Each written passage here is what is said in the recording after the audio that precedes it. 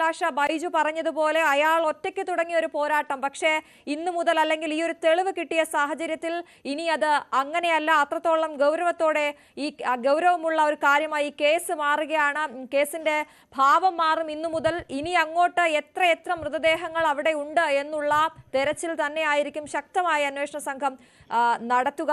ഇപ്പോൾ കൂടുതൽ അവശിഷ്ടങ്ങൾ, ശരീരഭാഗങ്ങൾ, അസ്ഥികൂടം അവിടെ നിന്ന് ലഭിക്കുന്നു. നേരത്തെ ലഭിച്ച തലയില്ലാത്ത അസ്ഥികൂട ഭാഗത്തിന്റെ തലയോട്ടി എന്ന് സംശയിക്കുന്ന രീതിയിൽ ഒരു തലയോട്ടിയാണ് ലഭിച്ചിരിക്കുന്നത്. അത് അതിൻ്റെ തന്നെയാണോ? ഇനിയും അവിടെ പരിശോധന തുടരുകയുമാണ് അഭിലാഷ്.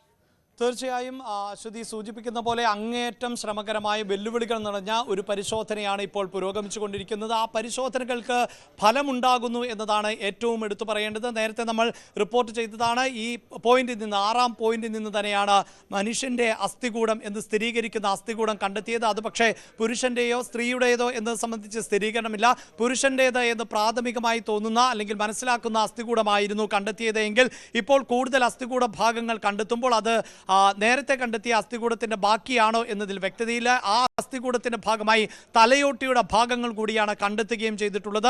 പക്ഷേ ഈ ശുചീകരണ തൊഴിലാളി കാണിച്ചു തന്നിട്ടുള്ള ഈ 13 സ്പോട്ടുകളിൽ ഒരേ സ്ഥലത്ത് തന്നെ ഒന്നിലധികം മൃതദേഹങ്ങൾ കുഴിച്ചു മൂടപ്പെട്ടിട്ടുണ്ട് എന്നതുകൊണ്ടാണ് ഇതിൽ നമുക്ക് വ്യക്തത കൈവരേണ്ടതുള്ളത്. കാരണം ഇത് പല മൃതദേഹങ്ങളുടെ ഭാഗങ്ങളാണോ അതെയോ ഒരു മൃതദേഹത്തിന്റെ ഭാഗമാണോ എന്നതിലൊക്കെ ശാസ്ത്രീയമായ പരിശോധനയിലൂടെ മാത്രമേ വ്യക്തത കൈവരികയുള്ളൂ. ഒപ്പം അശ്വതി സൂചിപ്പിച്ചതുപോലെ ഇനിയും ഒരുപാട് പരാതികൾ ഉയർന്നു വന്നേക്കാം. കാരണം നമുക്കറിയാം, ന്യൂസ് 18 തന്നെ ഈ വാർത്ത നിരന്തരമായി പുറത്തുവിട്ടതിന് ഇടയിലായിരുന്നു. നേരത്തെ സൗജന്യ എന്ന പെൺകുട്ടിയുടെ മരണവുമായി ബന്ധപ്പെട്ട ഡേറ്റകളും വിവരങ്ങളുമാണ് KV ബൈജു പങ്കുവച്ചത്. എങ്കിൽ ആ മൃതദേഹം ലഭിച്ചു എന്നെങ്കിലും ആ കുടുംബത്തിന് ആശ്വസിക്കാം. അങ്ങനെ ആശ്വസിക്കാൻ പറ്റാത്ത എത്രയോ കുടുംബങ്ങൾ ഉണ്ട്. അതിലെടുത്തു പറയേണ്ടത് തന്നെയാണ് അനന്യ ഭട്ടിൻ്റെ അമ്മ സുജാതയുടെ പ്രതികരണം എന്നത്. തൻ്റെ മകളുടെ ഒരു ശരീരാവശിഷ്ടം എങ്കിലും SIT കണ്ടെത്തി നൽകാമോ എനിക്ക് അന്ത്യകർമ്മങ്ങൾ ചെയ്യുന്നതിന്, മതപരമായ ചടങ്ങുകൾ നടത്തുന്നതിന് എന്നാണ് ആ അമ്മ നിറകണ്ണുകളോടെ പറഞ്ഞത്. മകളെ 2004 ആണ് കാണാതാകുന്നത്. മണിപ്പാൽ മെഡിക്കൽ കോളേജിൽ മെഡിക്കൽ വിദ്യാർത്ഥിയായിരിക്കുമ്പോൾ ആണ് ആ പെൺകുട്ടിയെ ദുരൂഹ സാഹചര്യത്തിൽ കാണാതാകുന്നത്. എൻ്റെ ജീവിതത്തിൻ്റെ നിറമായിരുന്നു അവൾ എന്നാണ് ആ പെൺകുട്ടിയുടെ അമ്മ പറഞ്ഞത്. ആ നിറമാണ് കെടുത്തിയത്. ആ അമ്മ ആ ഘട്ടത്തിൽ, അതായത് ഓർക്കണം, 2004 മകളെ കാണാതാകുന്ന സാഹചര്യത്തിൽ ആ അമ്മ അവിടേക്ക് ഓടിയെത്തുമ്പോൾ ഉണ്ടാകുന്നത് ഗുണ്ടകളുടെ ആക്രമണം ആയിരുന്നു. അതായത് മകളെക്കുറിച്ച് അന്വേഷിക്കുന്നു എന്നറിഞ്ഞ നിമിഷം അവിടെ ഗുണ്ടകളുടെ ആക്രമണത്തിന് ആ അമ്മ ഇരയാകുന്നു. പിന്നീട് 4 മാസത്തെ ആശുപത്രി വാസത്തിന് ശേഷമാണ് തനിക്ക് ബോധം പോലും തിരിച്ചു കിട്ടിയത് എന്നാണ് ആ അമ്മ പറയുന്നത്. അങ്ങനെയുള്ള എത്രയോ അമ്മമാർ ഇപ്പോഴും നമുക്കൊക്കെ ഇടയിൽ ഉണ്ടാകാം. അവർ ജീവൻ ഭയന്നിട്ട് പുറത്തു പറയാത്തതായിരിക്കാം. അപ്പോൾ അങ്ങനെയുള്ള അമ്മമാർ ആണ് നീതിക്ക് വേണ്ടി പോരാടുന്നത്. അവർക്കാണ് നീതി ലഭിക്കേണ്ടത്. ആ നീതിബോധത്തിൽ നിന്നുകൊണ്ടാണ് നമ്മൾ ഈ വാർത്താ പരമ്പര ഏറ്റെടുക്കുകയും ഒപ്പം നിരന്തരമായി വാർത്തകൾ നൽകുകയും ജീവൻ പോലും പണയം വെച്ചുകൊണ്ട് KV ബൈജു അവിടെ എത്തുകയും ഒക്കെ ചെയ്തത്. അതിനുശേഷമാണ് ഈ വാർത്ത മറ്റു മാധ്യമങ്ങൾ ഏറ്റെടുത്തത്. അതിനുശേഷം ഇപ്പോൾ നിരവധിയായ വെളിപ്പെടുത്തലുകൾ പല കോണുകളിൽ നിന്ന് ഉണ്ടാകുന്നു. പല ആളുകളും തങ്ങളുടെ ബന്ധുക്കൾ അല്ലെങ്കിൽ ഉറ്റവർ ഉടയവർ ഒക്കെ ദുരൂഹമായ സാഹചര്യത്തിൽ കാണാതായിട്ടുണ്ട് ഈ ഭൂപ്രദേശത്ത് നിന്ന് എന്ന വെളിപ്പെടുത്തലുമായി എത്തുന്നു. അപ്പോൾ ഇനിയും അത്തരത്തിൽ നിരവധിയായ ആളുകൾ പരാതിയുമായി രംഗത്തെത്തുവാനുള്ള സാധ്യത തന്നെയാണ് ഈ പ്രത്യേക അന്വേഷണ സംഘം മുന്നിൽ കാണുന്നത്.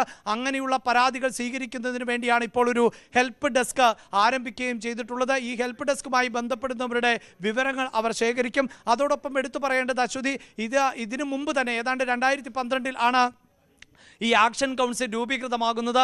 ആ ആക്ഷൻ കൗൺസിൽ തന്നെ അവരുടെ പരിമിതികളിൽ നിന്നുകൊണ്ട് നിരവധിയായ ഡേറ്റകൾ ഇതിനോടകം തന്നെ ശേഖരിച്ചിട്ടുണ്ട്. ആ ഡേറ്റകൾ ഉൾപ്പെടെയാണ് നമ്മൾ നേരത്തെ പ്രേക്ഷകരുമായി ഈ വാർത്താ വിവരങ്ങൾ പങ്കുവച്ചത്. ഇതിൽ ഒരു കാര്യം കൂടി ഓർമ്മപ്പെടുത്തേണ്ടത്, നേരത്തെ KV ബൈജു പറഞ്ഞതനുസരിച്ച് 2014 വരെയാണ് ഈ ശുചീകരണ തൊഴിലാളിക്ക് ഇത്തരത്തിൽ 100 കണക്കിന് മൃതദേഹങ്ങൾ കുഴിച്ചിടേണ്ടി വന്നത്. അപ്പോഴാണ് തൻ്റെ ബന്ധുവായ ഒരാളുടെ മൃതദേഹം കൂടി കുഴിച്ചിടേണ്ടി വരുന്നതും പിന്നീട് ജീവൻ ഭയന്ന് അവിടെ നിന്ന് പലായനം ചെയ്യുകയും പല സംസ്ഥാനങ്ങളിലടക്കം താൻ താമസിച്ചു മറ്റു പേരുകളിൽ എന്നാണ്. തങ്ങളെ തേടി എത്തിയേക്കാം അവിടെയുള്ള ഗുണ്ടകൾ എന്ന് അദ്ദേഹം ഭയന്നിരുന്നു. തൻ്റെ കുടുംബത്തെ അപായപ്പെടുത്തുമെന്ന് അദ്ദേഹം ഭയന്നിരുന്നു. അങ്ങനെ 2014 പലായനം ചെയ്ത ഒരു വ്യക്തി, ഒരു ശുചീകരണ തൊഴിലാളിയാണ് വർഷങ്ങൾക്കിപ്പുറം, ഒരു പതിറ്റാണ്ടിന് ശേഷം ഈ വെളിപ്പെടുത്തൽ നടത്തുന്നത്. അപ്പോൾ ഒരു കാര്യം ഓർക്കേണ്ടത്, ചുരുങ്ങിയത് എടുത്തു പറയാം, ചുരുങ്ങിയത് 10 വർഷങ്ങൾക്ക് മുമ്പ് കുഴിച്ചിട്ട ഒരു മൃതദേഹം ആയിരിക്കും ഇപ്പോൾ കണ്ടെത്തിയിട്ടുള്ളത് എന്നതാണ്. അത്രയും കാലപ്പഴക്കമുള്ള മൃതദേഹ അവശിഷ്ടങ്ങൾ ആണ് കണ്ടെത്തേണ്ടത്. മാത്രവുമല്ല, താൻ ഏതൊക്കെ കാലഘട്ടത്തിലാണ് മൃതദേഹങ്ങൾ കുഴിച്ചിട്ടത് എന്നത് ഉൾപ്പെടെയുള്ള കാര്യങ്ങൾ ഇപ്പോഴും SITക്ക് മാത്രമാണ് കൃത്യമായി അറിയുകയുള്ളൂ. അതുകൊണ്ട് തന്നെ വർഷങ്ങളുടെ പഴക്കം ഉള്ള മൃതദേഹ അവശിഷ്ടങ്ങൾ ആണ് ഇപ്പോൾ കണ്ടെത്തിക്കൊണ്ടിരിക്കുന്നത്. അതുകൊണ്ട് തന്നെ ആ കാലഘട്ടത്തിൽ കാണാതായവരുടേത് എന്ന നിലയിലുള്ള പരിശോധനയാണ് ഇനി അന്വേഷണ സംഘത്തിന് നടത്തേണ്ടി വരുന്നത്. എല്ലാ മൃതദേഹവും കണ്ടെത്തിയില്ല എങ്കിൽ പോലും ചിലർക്കെങ്കിലും നീതി ലഭിക്കും ഇതിലൂടെ എന്ന് നമുക്ക് ഇപ്പോൾ ഉറപ്പിച്ചു പറയാൻ സാധിക്കും. മാത്രവുമല്ല, അന്വേഷണ സംഘത്തിന് ഏറ്റവും കാതലായ തെളിവുകളിലേക്ക് ഒരുപക്ഷെ കോടതിയിലടക്കം ഇനി സുദീർഘമായ ഒരു നിയമ പോരാട്ടത്തിലേക്കൊക്കെ ഇത് കടക്കും. കാരണം ഇതിൻ്റെ നേരത്തെ KV ബൈജു സൂചിപ്പിച്ചതുപോലെ ഇതൊരു മഞ്ഞുമലയുടെ അറ്റം മാത്രമാണ്. അതിലേക്ക് എത്തിപ്പെടണമെങ്കിൽ ഇനിയും ഒരുപാട് യാത്രകളുണ്ട്. അതിൻ്റെ ഒരു തുടക്കം മാത്രമാണ് അന്വേഷണ സംഘം നടത്തിയിട്ടുള്ളത്.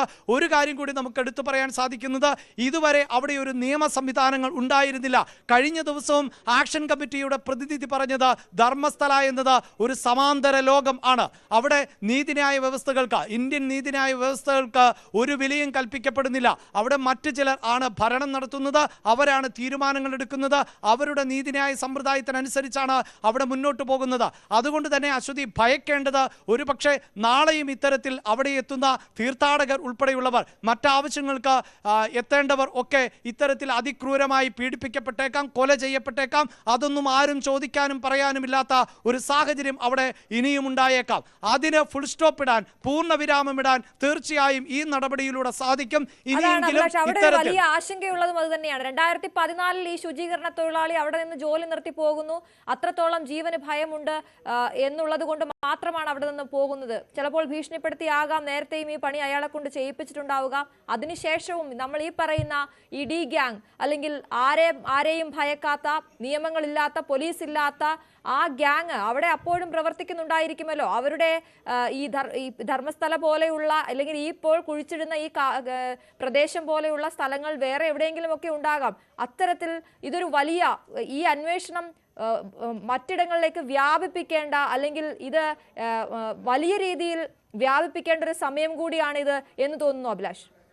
തീർച്ചയായും അശ്വതി സൂചിപ്പിക്കുന്ന പോലെ തന്നെ ഇതുമായി ബന്ധപ്പെട്ട അന്വേഷണം കൂടുതൽ കേന്ദ്രങ്ങളിലേക്ക് വ്യാപിപ്പിക്കേണ്ടി വരുമെന്നതിൽ ഒരു തർക്കവുമില്ല. കാരണം വിവിധ സംസ്ഥാനങ്ങളിൽ നിന്ന് ഉൾപ്പെടെ ഉള്ളവരാണ് ഇത്തരത്തിൽ വിവരങ്ങളുമായി എത്തിക്കൊണ്ടിരിക്കുന്നത്.